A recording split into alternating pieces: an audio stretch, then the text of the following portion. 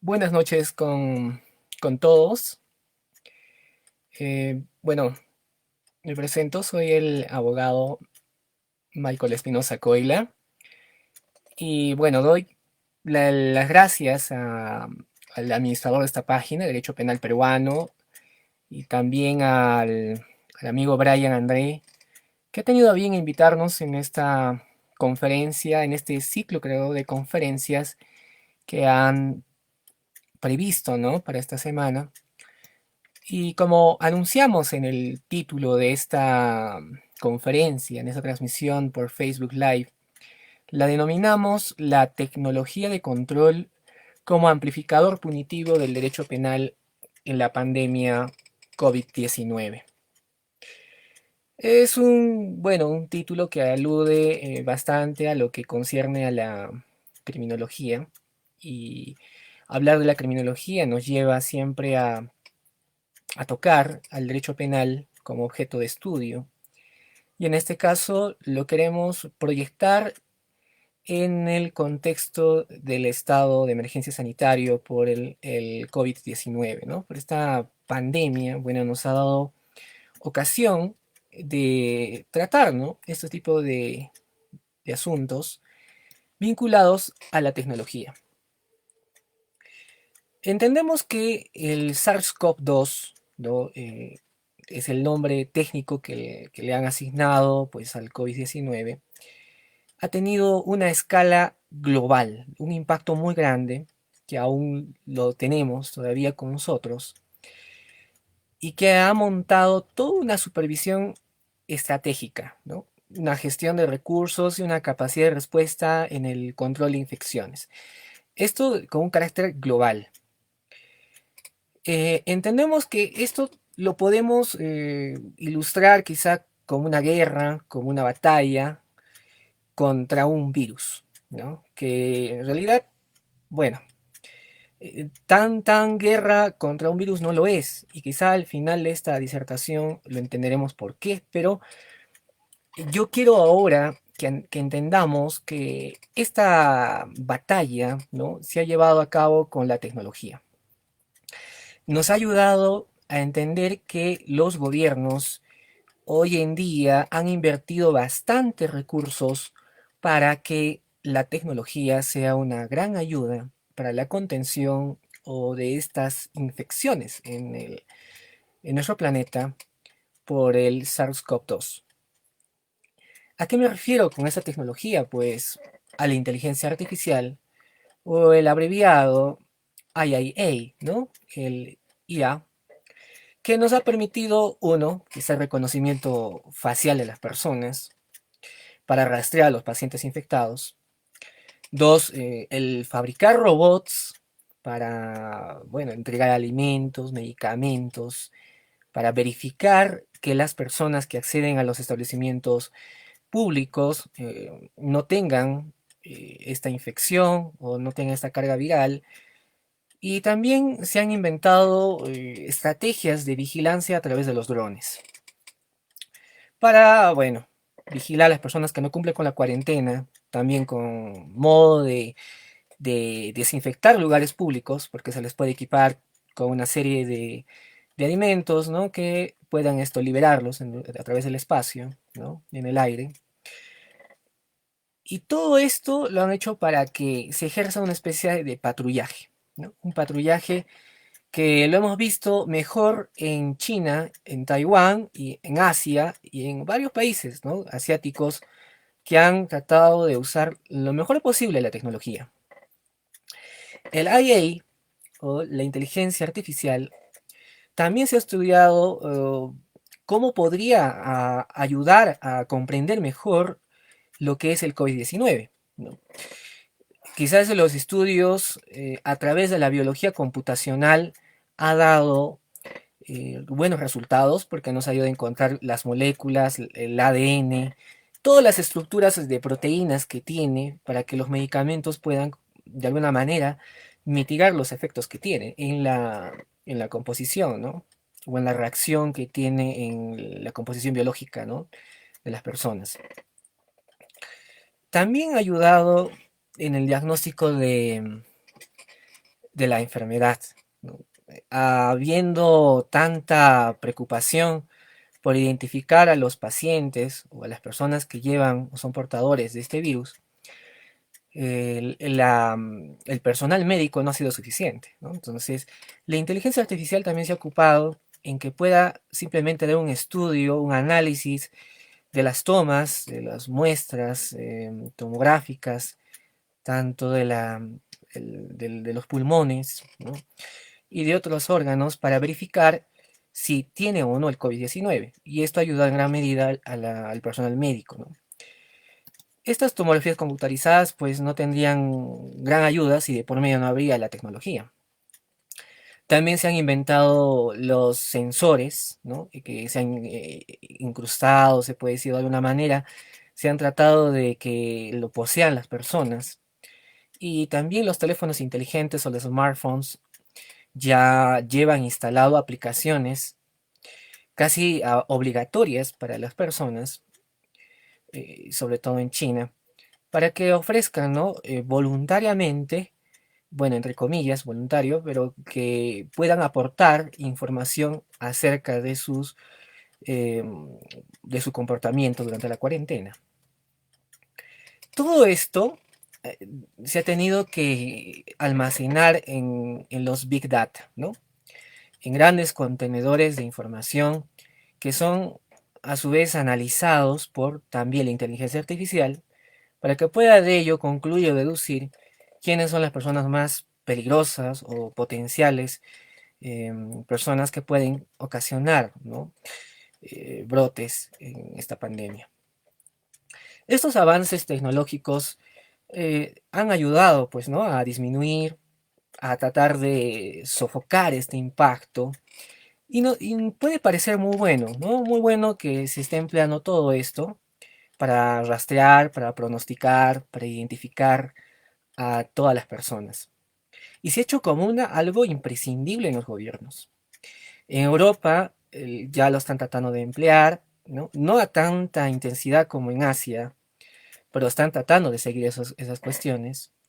Ya los teléfonos inteligentes tienen ya algunos aplicativos, por ejemplo los iPhone, con las buenas dos actualizaciones que tuvo el iOS, ya tenía un aplicativo sobre COVID-19. Y pronto en los gobiernos también bueno, se desarrollará pues también algunas aplicaciones para los smartphones para que también podamos suministrar información sobre esto. Pero lo preocupante está en que esto se pueda convertir en algo imprescindible y se pueda quedar, ¿no? Más allá de la cuarentena, como una práctica muy usual de los gobiernos, ¿no? Y a esto la criminología cautelar, ¿no? Como lo dice su nombre, actúa con cautela, tratando de advertir o de informar, como es la función que tiene la criminología, informar al derecho penal qué es lo que está sucediendo ahora con estas prácticas del uso de la tecnología para combatir al COVID-19 en bueno, la pandemia. Por todo lo que hemos mencionado a modo de introducción, lo que pretendemos es explicar en esta conferencia, que tiene como base alguna investigación que estamos emprendiendo ahora, es cómo este poder de vigilancia que tiene el poder punitivo se amplifica, ¿no? Con el uso de las tecnologías. Es decir, este poder punitivo que siempre existió, ¿no? Desde que el hombre empieza a jerarquizar su organización, aún podemos todavía potenciarlo más de lo que ya está a través de las leyes penales. ¿Y cuál ha sido el pretexto? Pues el uso de la tecnología para combatir el COVID-19 en la pandemia.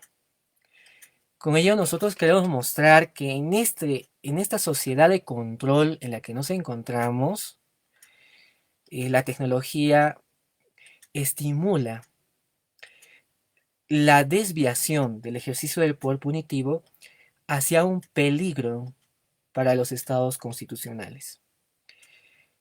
Porque estas prácticas se llegan a convertir en una táctica o una práctica autoritaria, cuyo efecto operativo en el derecho penal, pues tarde o temprano nos llegaría a convertir en ciudadanos, ¿no? O entre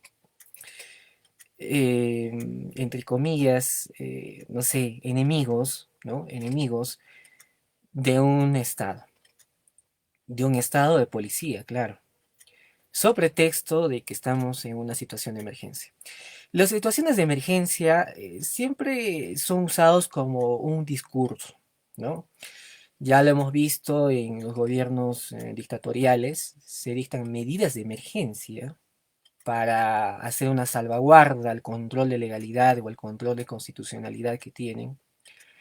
En el pasado hemos tenido los gobiernos nazis, los gobiernos fascistas.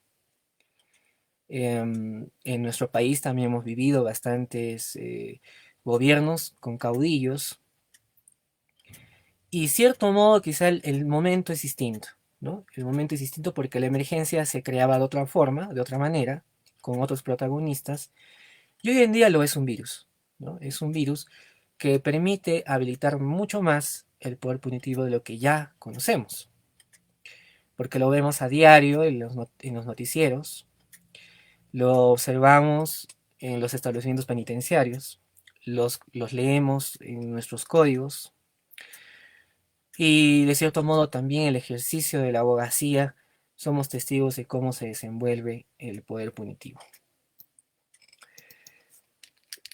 A todo este conjunto de actitudes o la realidad que encontramos ahora, ¿cómo la denominan los investigadores? Pues le llaman industria 4.0.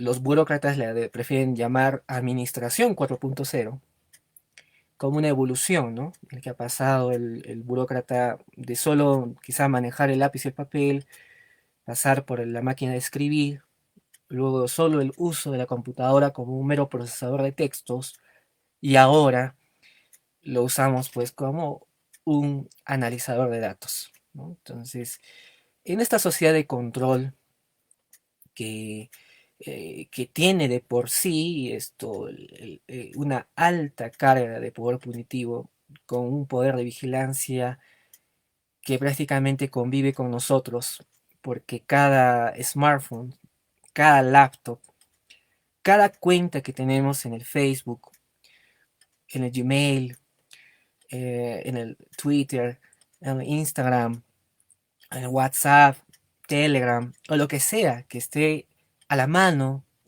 aparentemente gratuitamente, nos hace parte del poder de vigilancia, del poder punitivo, porque ya sabemos que no tenemos necesariamente una privacidad plena, ¿no? Entonces, viendo esto, es que este conjunto de toda esta llamada cuarta revolución industrial que comprende a la inteligencia artificial en la administración pública, en la conectividad, en el uso de sensores para la captura de datos a través bueno, de la inteligencia artificial, hace que eh, advirtamos algunas debilidades que nos impiden gozar de nuestra privacidad. En realidad, aumenta el estado de vulnerabilidad frente a nosotros, ¿no? Primero partiremos mencionando cuál es el aspecto positivo de esta tecnología y cuál es el negativo, ¿no? Entonces, vamos a tomar como muestra una investigación que realizó un ingeniero de nombre Mohot Habaid, que publicó una investigación en la que él identificaba todo el buen uso que se le da a la tecnología. Pero como buen ingeniero, pues está convencido en que esto tiene unos fines muy nobles, ¿no? Nobles y que hay un alto desarrollo de la tecnología. Pero como criminólogos o abogados o estudiantes de derecho, no podemos observar o contemplar estos fenómenos tan ingenuamente. Creo que nuestra profesión está llamada al examen crítico y ontológico de esta cuestión. Primero, observamos una de las tecnologías, el el IA, ¿no? Y bueno, nos ayuda a predecir los brotes, ¿no? A minimizar o detener la propagación del virus. ¿Y cómo? Pues identificando la información falsa o errada. Hay robots que están detrás de las publicaciones en Facebook, detrás de las comunicaciones que nosotros empleamos y están buscando informaciones falsas o imprecisas que generan un estado de alarma en un país. Estas las conocemos como los fake news. Los fake news son tantos los que se publican, porque también lo hacen robots, ¿no? Los llamados bots, que también tienen que ser combatidos por otros robots. Y ellos detectan y eliminan la información para que no cause problemas en un estado. También ayudan a, bueno, detectar y eliminar, ¿no? El mismo virus y luego a fabricar las vacunas, a optimizar el desarrollo del trabajo médico, ¿no? Con los robots, con lo demás que necesita el ser humano. Eso está bien, eso es el aspecto positivo. Pero ¿cuál es el negativo? Que el IA puede ayudar a predecir o minimizar protestas sociales a través del control de la información publicada en Internet. Así como el robot tiene la capacidad de poder identificar fake news, también puede identificar organizaciones e informaciones que convocan a protestas, a mensajes de oposición a los gobiernos, sobre todo a los activistas de derechos humanos y también pues los abogados, ¿no? Y a otras personas que tienen que ver con las cuestiones de observancia de lo que hace un Estado, ¿no? O la transparencia que tiene todo gobierno. Y lo que puede suceder es que se elimine estas informaciones de manera automática y se pueda revelar quiénes son los que producen esta información. Y ya lo hemos visto en casos de personas que han empezado a fabricar cosas sobre el virus que no eran ciertas, pero que fueron identificados. De igual modo se puede identificar quiénes son las personas que organizan protestas sociales. Esa es quizá la desventaja que le encontramos en esto. Y pues nos quedaría poca privacidad, ¿no? Porque a veces el Internet es un medio en el que podemos sentirnos libres de expresar ciertas cosas y que no implica revelar nuestra identidad. Otra de las tecnologías es el Internet of Things, ¿no? O el empleo del Internet con los objetos. Eh, ¿Cuál sería lo positivo? El IoT, que es la abreviatura del Internet of Things, es útil, ¿no? Con la lucha contra el COVID, porque la inteligencia artificial se puede valer de objetos, como este caso de los drones, para empezar a identificar qué personas en nuestro medio, que están caminando en el vecindario y en otros lados, no tienen el tapabocas, que tienen la temperatura alta, y se puede rastrear todas esas cuestiones, ¿no? A través de un monitoreo, también a los pacientes que deben guardar cuarentena y que no incumplen. Lo negativo, ¿qué sería? Que se fabriquen estos aparatos, pero para vulnerar la privacidad de las personas, para ayudar a las autoridades a vigilar a toda la población y que estas personas no tengan libertad, que estas personas no puedan expresar lo que viven, lo que piensan sobre los estados. Significa que sería una persecución o una vigilancia por razones políticas. Y debemos tener cuidado de que se use siempre como pretexto un estado de emergencia para ello. Otra de las tecnologías que se está empleando también en la lucha contra el COVID es el Big Data, ¿no? O sea, son los contenedores de almacenamiento. Y es útil, ¿no? Para analizar y pronosticar el impacto del coronavirus. Lo vemos en nuestro país, por ejemplo, con esta página de la sala situacional, donde encontramos un registro de cuántos análisis se han hecho, pruebas moleculares, los PCR, o las pruebas rápidas en personas, las cantidades de fallecidos, los infectados. Tenemos una gran cantidad de información a día, cada día. Y de igual modo, los países también cuentan otros sistemas. Hay una gran cantidad de información que ya se tiene, pero eso es lo que quizá vemos, bueno, por nuestros sentidos, como que si fuera toda la información. En realidad, podemos encontrar más información, mucho más de lo que solamente queremos publicar en páginas relacionadas al COVID.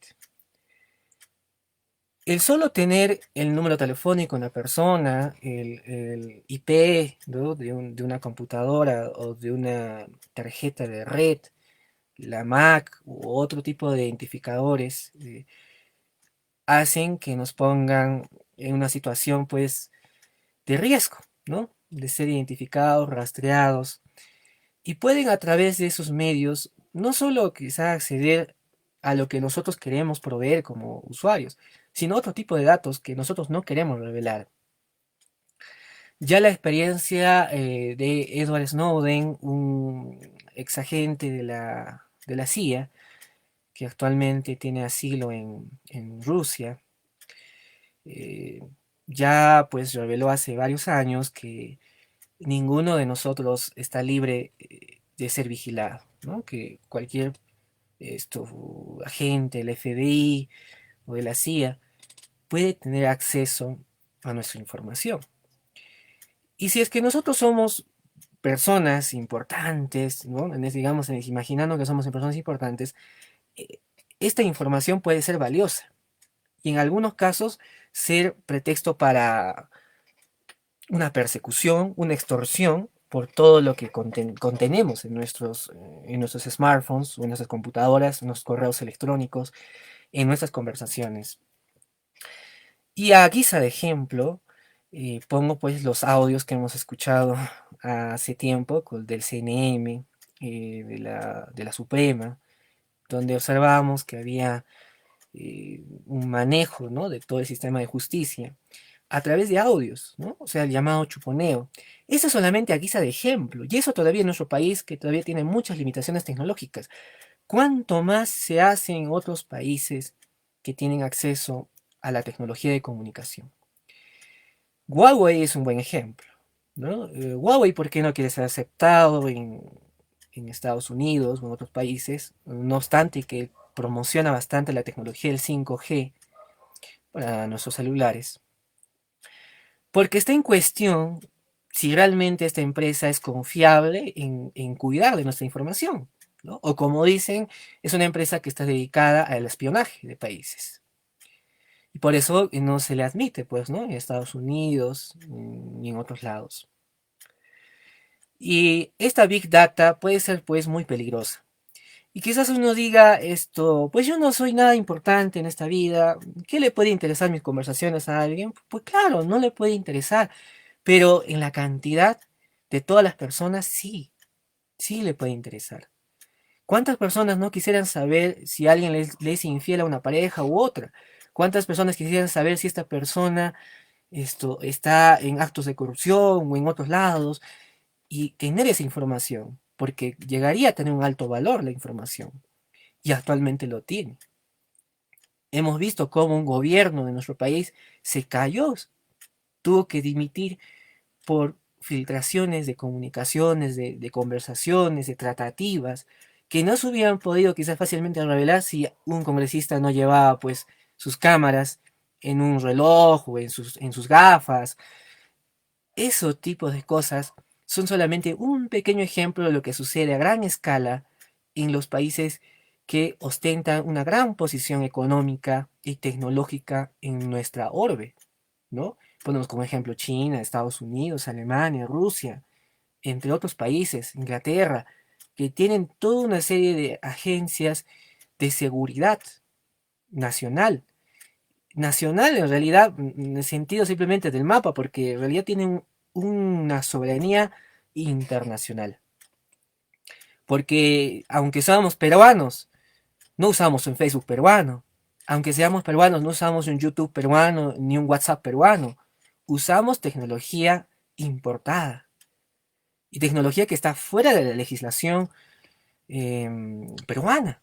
¿no? O sea, nosotros nos adherimos a un contrato de adhesión al crear nuestras cuentas y aceptamos las condiciones de uso, ¿no? Entonces, eso del Big Data pues tiene un lado muy negativo. Otra de las tecnologías es el virtual reality, ¿no? Las simulaciones de la realidad virtual ha generado quizás también grandes opciones, ¿no? Como la que estamos ahora experimentando. A través de esta conferencia se está construyendo una realidad que está cortando distancias entre ustedes, que tienen la gentileza de escucharme y se los agradezco, y de mi parte de poder ofrecerles mi punto de vista sobre esta problemática del COVID-19 y el poder punitivo y el manejo del derecho penal. Hay una realidad que se está construyendo y es gracias a esa tecnología de virtual reality, ¿no? También estas herramientas de comunicación han ayudado a que muchos pacientes de COVID puedan comunicarse con sus familias o se puedan emular ciertas cosas de la reacción del virus. Está bien, tiene todo eso. Pero también la realidad virtual puede hacer que estas comunicaciones nos hagan muy dependientes del uso de la tecnología. Y en este uso de la tecnología hay un mediador. No hay una comunicación directa. Ojo que es una realidad que se va construyendo, ¿no? Una realidad virtualizada porque hay un software o un servicio computarizado que lo hace, ¿no? Y que está como un intermediario, como un mediador. Así como nuestro aparato de celular es un mediador entre nosotros y la otra persona que está a miles de kilómetros de nosotros, no sé, bueno, conversando con cada uno. En eso, fácilmente la persona que opera como mediador tiene acceso a todas nuestras conversaciones, nuestras comunicaciones, y ya no tenemos esa privacidad que merecemos. La interceptación de estas comunicaciones pueden llegar a ser legales, claro, porque así la ley lo permite, ¿no? Fácilmente un fiscal puede requerir la información, bueno, previas coordinaciones. Hay algunos gobiernos que ni les interesa acceder a este tipo de permisos, ¿no? Porque se creen dueños del mundo y simplemente presionan a las empresas para que lo hagan, para que revelen esa información, simplemente si no, no les dan el espacio comercial que necesitan. Los desalojan, ¿no? Les hacen una guerra legal para que se vayan estas empresas si es que no acceden a sus pretensiones. De ese modo es como que varios gobiernos autoritarios han empezado a perseguir activistas de derechos humanos, periodistas, estudiantes, académicos, empresas, entre tantas cosas, ¿no? Y ese es el riesgo de usar una comunicación virtualizada que nos hace dependientes de otras empresas y de otros sistemas de tecnología, del cual nosotros no tenemos gestión o administración total, ¿no? Apenas podemos publicar, eliminar cosas, cambiar nuestros perfiles, pero en realidad ni siquiera podemos borrar toda la información porque bien dicen ahí los criterios que manejan esas tecnologías es el de guardar copias de seguridad, que no necesariamente nosotros tenemos control de esas copias de seguridad. Otra tecnología es el cloud computing, que es el de almacenar todo en la nube, ¿no? Todo en la nube, o sea, en el Internet. Confiar todos nuestros datos al Internet. Pero eso hace que nosotros seamos tan dependientes que terminamos consintiendo. Es decir, no, yo voy a guardarlo ahí nomás, ¿no? Mi información. Y sin saber que conscientemente nosotros estamos asintiendo de que otras personas también tengan acceso a esa información. Por eso es más valioso hoy en día saber dónde depositamos nuestra información. Y estos depósitos que garanticen de algún modo nuestra privacidad no son gratuitos, ¿no? Son de pago, son de uso exclusivo y no toda la población tiene acceso a ellas, ¿no? Entonces hay que manejar con cuidado el cloud computing porque no sabemos dónde estamos guardando nuestras cosas, ¿no? Es como que a alguien le das tu billetera, ¿no? A un desconocido. Desconocido te lo voy a guardar, claro, te lo voy a devolver, dices, pero no sabes quién es, ¿no? Y solo sabemos que se apoda Facebook, que se apoda Gmail, que se apoda, no sé, Probox o no sé, otro tipo de aplicaciones, pero personalmente no sabemos quién es, ¿no? Entonces hay que tener cierto cuidado. Otra de las tecnologías es el Autonomous Robot, que es el uso de la inteligencia artificial en robots para que tomen decisiones. En ese caso lo usen para cuidar, ¿no? De los encierros. Es como tipo Robocops o algo así, ¿no? Son Son robots que vigilan, ¿no? Como vigilan a las personas y toman decisiones de algún cierto modo. Tratan de privar a alguien, ¿no? De que no salga o alertan, hacen algo, ¿no? Pero están susceptibles de errores, ¿no? O sea, no podemos confiar, todavía nuestra inteligencia artificial no está tan desarrollada como para dejarla en manos de robots y sobre todo con funciones policiales, ¿no? Imagínense la confusión que podría tener un robot y confundir a una persona bueno, confundirla con un delincuente, generarle problemas, ¿no? Podría generarle muchos problemas. Y además que el uso de estas tecnologías no es pues esto libre de errores y fácilmente podría interceptar a una persona. Un hacker, por ejemplo, puede llegar a manipular información que se almacena y hacer que esta tecnología vaya en contra de una persona, ¿no? Bueno, y al revés también, ¿no? Quizás genera una impunidad en las investigaciones. Pero usualmente se puede observar que puede haber un cierto hostigamiento, ¿no? Porque el uso de las tecnologías de control no están pues para generar condiciones de vida óptimas a la población, ¿no? En realidad generan hostilidad, generan una situación de temor, de miedo, hasta de paranoia, de no saber quiénes nos observan, quiénes nos vigilan, ¿no? Y quizá nos parece algo extraño o algo fenomenal solamente imaginarlo, pero lo que queremos advertir y lo que quisiera hacer la criminología cautelar es eso, ¿no? Prevenir, ¿no? Actuar con cautela con lo que se está haciendo.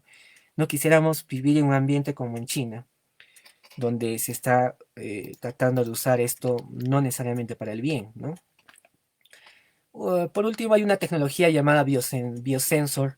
Son los biosensores que nos permiten detectar el nivel de glucosa, la temperatura y alguna serie de conjuntos de evidencias que hacen que se pueda advertir síntomas del COVID-19. Y esto tiene un buen uso, ¿no? Pero la utilidad negativa, ¿cuál sería?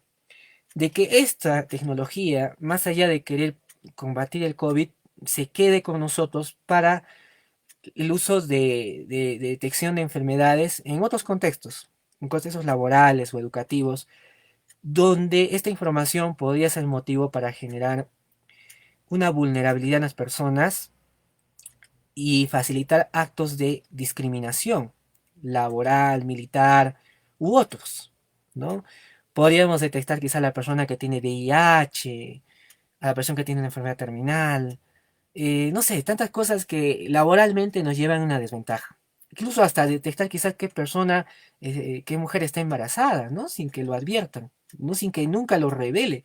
Quizá una mujer o una dama quiere simplemente mantenerlo para sí, ¿no? Esto, la información y compartirla solo con su familia en el periodo inicial, ¿no? De gestación. Pero imagínense que los sensores ya adviertan al jefe que tal persona, ¿no? Tal señora o señorita ya está embarazada, ¿no? Sin que lo avise. O que tiene tales problemas, o tales enfermedades, o que tiene epilepsia, ¿no? Eso puede salirse de control, porque de todas maneras tiene que haber el consentimiento. Y usualmente una empresa no sé si sea tan ética de llegar a cumplir eso, ¿no? Entonces, la videovigilancia y todas las técnicas que hay de control, claro, pueden ayudar a reducir la carga de trabajo y permitir observar actividades del paciente en el futuro.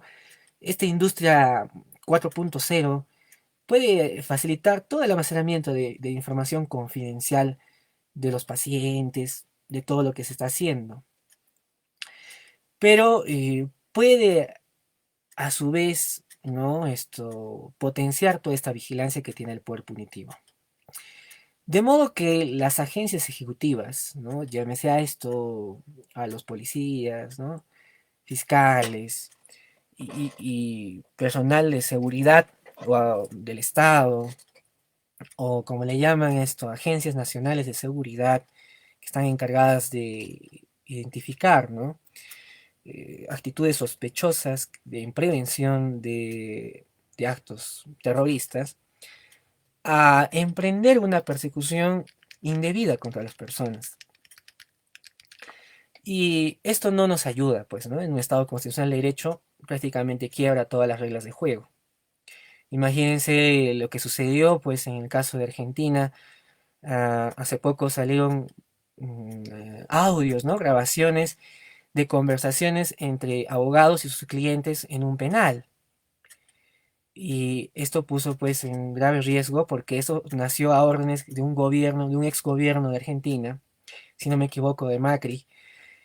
Y bueno, ¿dónde quedaría pues el derecho de defensa, ¿no? En todo eso, que ya no se puede tener privacidad ni siquiera en el mismo penal, donde aparentemente no debería haber ni siquiera tecnología ahí para, para vigilar personas en concreto, ¿no? Pero bueno, entendemos que esto lo hacen en nombre de la seguridad.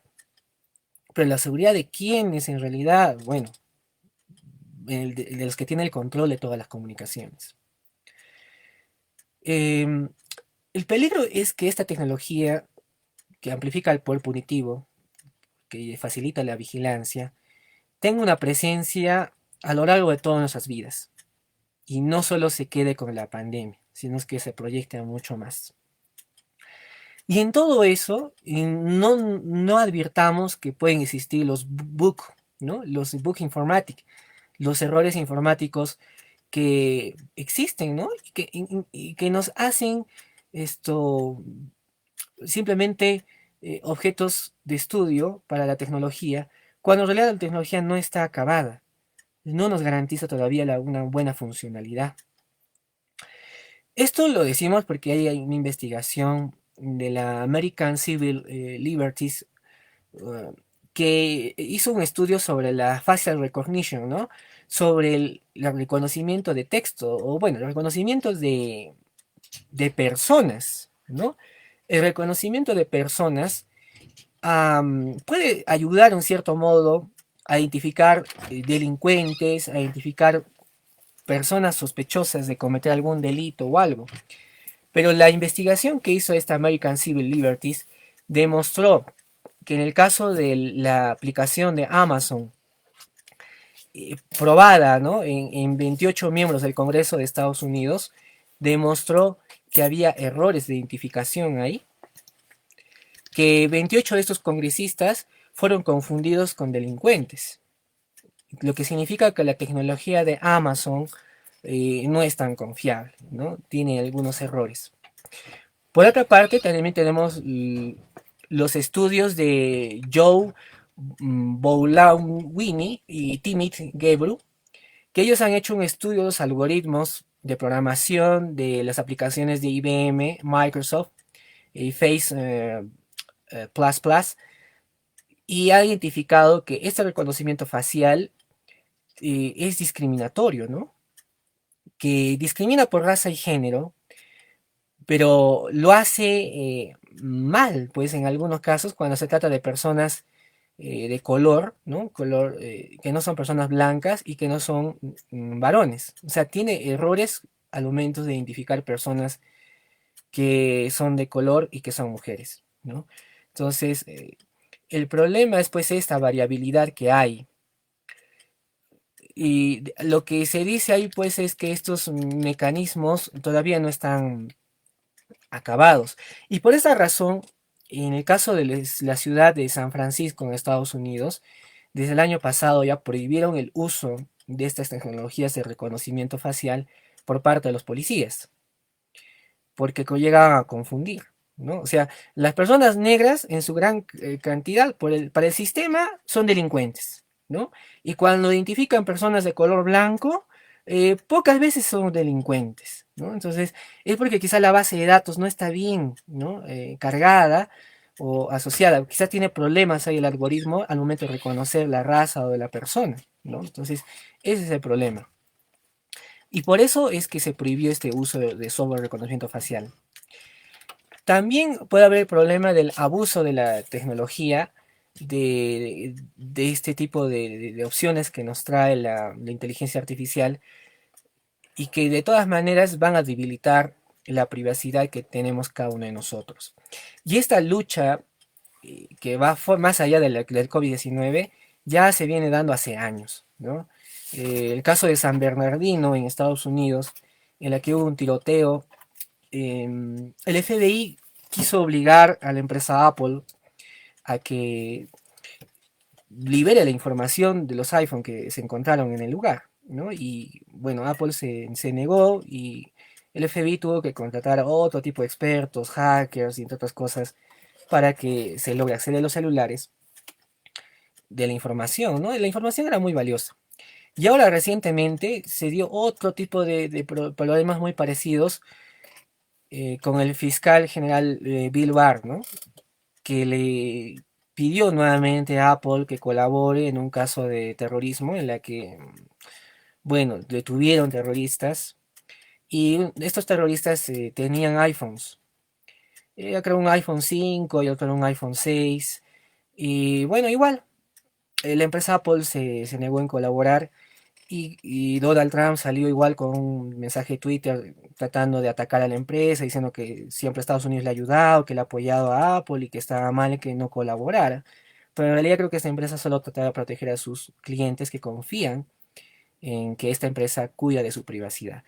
Entonces se dan cuenta que hay una ambición muy grande de los gobiernos en poseer la información privada de las personas.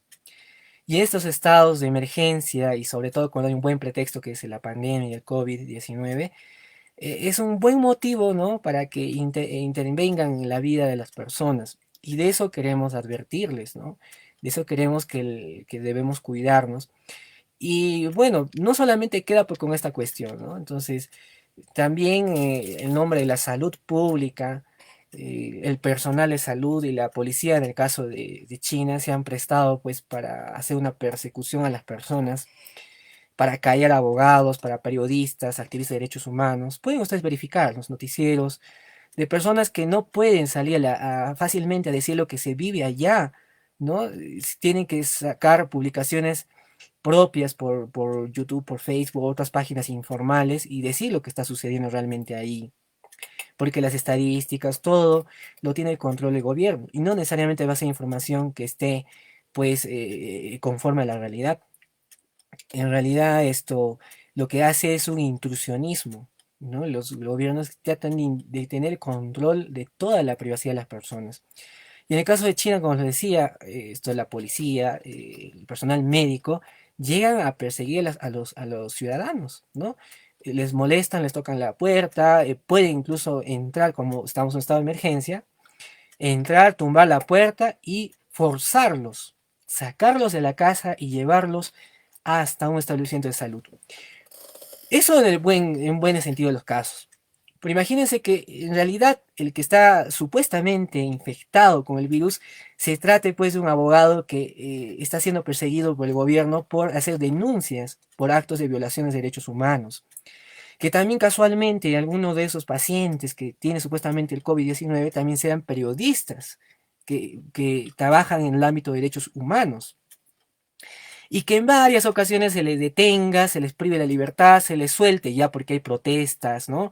Hay denuncias internacionales, se los libera.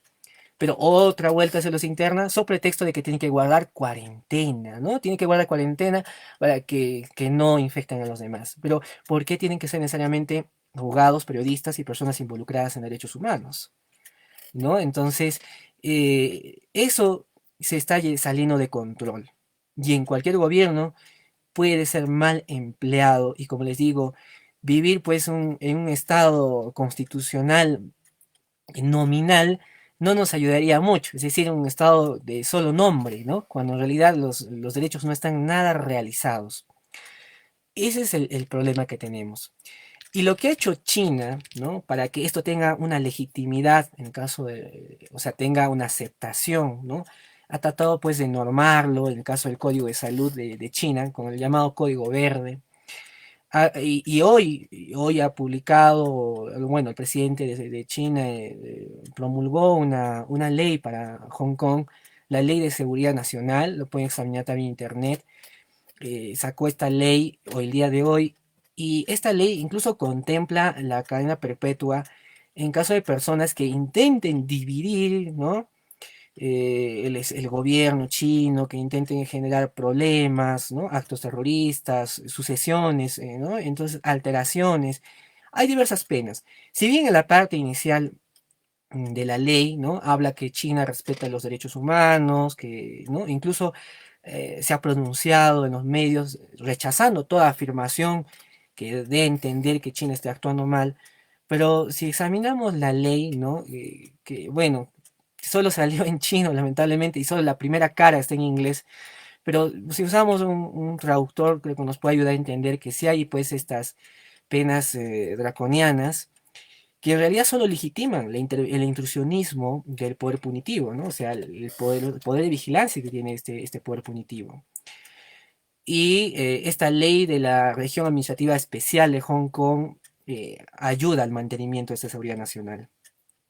Y ya como lo señalaba Noam Chomsky, lo que estamos haciendo es simplemente explotar la cultura del terrorismo en la que se encubren, ¿no? Muchos gobiernos para perseguir personas, para tener control, para liberarse de las oposiciones políticas y todas esas cosas. Y no olvidemos que el derecho penal eh, es usado por la política, ¿no? O sea, tiene una alta carga política y en medio de eso, como lo menciona pues el maestro Zaffaroni, ¿no? Eugenio Louis Zaffaroni, se debe tener siempre la cautela en que no dejemos avanzar el poder punitivo en todo esto, ¿no? Entonces, estos peligros se pueden salir pues de control y no queremos que llegue a nuestro país de este modo. Aunque ya avisoramos algún contexto ya legal que se está construyendo. Salió el año pasado la ley 30.999, la ley de ciberdefensa, que empieza en el mismo nombre, ¿no? Ya inventar un contexto hostil, es decir, ciberdefensa, o sea, defensa de quién, ¿no? Y contra quiénes. Y en algunos de los artículos de esta ley 30.999 habla del uso de la legítima defensa por parte del Estado. Es decir, que se puede justificar el intrusionismo a la vida de las personas por el solo hecho de que quiere defenderse, defender sus intereses estatales. Y no contentos con esto, nuestro gobierno ha sacado este año un decreto de urgencia, el 007-2020, que aprueba el marco de confianza digital y dispone medidas para su fortalecimiento. Aquí empieza a construir los riesgos que puede tener, dice, los sistemas, ¿no? Y cómo se construye la confianza. Entonces significa que cuando no tenemos confianza, o sea, no somos confiables para el gobierno, fácilmente puede librarse de las ataduras legales y constitucionales del gobierno e intervenir en nuestra vida privada, ¿no? Lo puede hacer y nosotros debemos cuidarnos de ello. Y el uso de la tecnología, de cierto modo, está también ingresando a nuestro país con el uso de la vigilancia electrónica, que, bueno, van a tener varios internos. Bueno, espero que se dé también por un buen uso, con un buen uso. Esto va a permitir supuestamente un deshacinamiento. Pero bueno, de allá a solo usar tecnologías para controlar internos, parece algo pequeño comparado con lo que en la realidad puede ser todo un gobierno, que es simplemente escuchar las conversaciones telefónicas, examinar cuentas bancarias, examinar correos electrónicos, hacer lo que le da la gana, simplemente comprando tecnologías de control, ¿no? Y hay empresas a nivel internacional que ofrecen esto a los gobiernos. O simplemente presionando a las empresas y a los operadores, ¿no? Entonces, tanto en esta ley de ciberdefensa o en esta de la ley o este decreto de confianza digital, involucra a las operadoras de comunicaciones. O sea, estas tienen que colaborar y tienen que liberar la información que tienen, ¿no? En sus manos. Y la información, pues, tiene la que nosotros también queremos liberar, ¿no? Entonces nosotros tenemos que ser muy conscientes en qué información también publicamos y queremos que sean públicas. Y otro de los amplificadores en el contexto más cercano también son pues ahora el 292 y el 289, los delitos contra, ¿no?, la salud pública y todo eso, que solamente dan motivo para que el poder punitivo intervenga, ¿no? Entonces sería como el marco legal o digamos la franela o el telón legal que da apertura a que el poder punitivo tenga estas actitudes de intrusionismo. Entonces debemos cuidarnos de esto y no quisiera que solamente nos quedemos elucubrando estas cosas y no tomemos medidas, ¿no? Algunas medidas para cuidarnos. Hasta el 7 de abril, el diario Gestión, en una noticia publicó que tenemos aproximadamente 52.000 detenidos en el aislamiento social obligatorio, solamente hasta el 7 de abril. Y no hay más estadísticas hasta la fecha, ¿no? Hasta junio. Quisiéramos tenerlas, pero vemos que hasta dónde puede llegar la capacidad del gobierno para llegar a detener personas o arrestarlas. Y si tuviéramos la tecnología que tiene China, pues esto se duplicaría o triplicaría mucho más, ¿no? Y en medio de eso sí, claro, podríamos decir que son personas malas, irresponsables, que no han cumplido con todo. Claro, claro, pero se puede salir de control. Y eso es lo que no queremos. No queremos que el gobierno tenga así uso desmedido de las tecnologías de control. Y por último, quisiera quizás reflexionar con una frase que mencionaba el maestro Zaffaroni. En varias conferencias lo dijo, que el enemigo no es el virus. Y con alguna ocasión le pregunté pues sobre esto, él mencionaba que el enemigo en realidad pues son los que fabrican o facilitan la fabricación del virus. No quiero entender que con eso quizás está escribiéndose la teoría conspirativa de que un país X haya construido el virus. Puede ser, o quizás simplemente es un hecho natural. La cuestión es que sí hay gobiernos que pueden fabricar el contexto de emergencia, ¿no? Hay personas que sí les puede interesar mucho que tengamos una emergencia sanitaria o en realidad cualquier pretexto para que el poder punitivo siga interviniendo en la vida de nuestras personas. Entonces el enemigo no sería en realidad el mismo virus o el COVID-19, sino todas estas personas que ostentan el poder, que tienen la facilidad de manejar estas tecnologías de control. Esa realmente es quizás la batalla contra la que tenemos todos los ciudadanos. Todas las personas de a pie tenemos un deber de defender nuestros propios derechos, y este sobre todo la privacidad. Y el derecho penal lamentablemente siempre ha sido usado, ¿no? Usado por la política. En realidad cada delito que se crea o se inventa en el Código Penal solamente abre el estado de vulnerabilidad de una persona, ¿no? Para graficarlo eso, bueno, debemos entender que normalmente, ¿no? Una persona está pues en un nivel muy bajo, ¿no? En una escala muy baja de que ser presa del poder punitivo, ¿no? Pero en un estado de emergencia y cuando más delitos tiene nuestro Código Penal, simplemente los niveles de vulnerabilidad crecen y se incrementan mucho más. Entonces, fácilmente una persona, por cualquier torpeza que comete, por cualquier error que comete en su vida, que no necesariamente esté entrenado para ser delincuente, puede llegar a prisión y con esta desmedida uso, no sé, este abuso por parte de fiscales y de jueces en emplear la prisión preventiva, básicamente todos estaríamos en riesgo, ¿no? En riesgo de estar en prisión en cualquier momento. Y es lo que no queremos, porque eso no es parte del Estado constitucional de derecho. El Estado constitucional de derecho es un Estado que garantiza la libertad y que defiende la presunción de inocencia, que pocas veces lo vemos, ¿no? En los medios de comunicación, donde casi todo es prisión preventiva, prisión preventiva, prisión preventiva, y uno se pregunta, entonces, ¿cuándo será el día que me tocará? ¿No? Entonces, no queremos llegar a eso. Bueno, con esto ya concluyo. Agradezco nuevamente a los organizadores de este evento y a las personas que se han congregado el día de hoy para escuchar esta conferencia. También agradezco a Dios por sobre todo y le dedico todo esto, lo que se ha realizado. Y bueno, también les deseo mi mejor ¿no? estadía en esta pandemia. Espero que pronto nos recuperemos y muy buenas noches a todos. Gracias.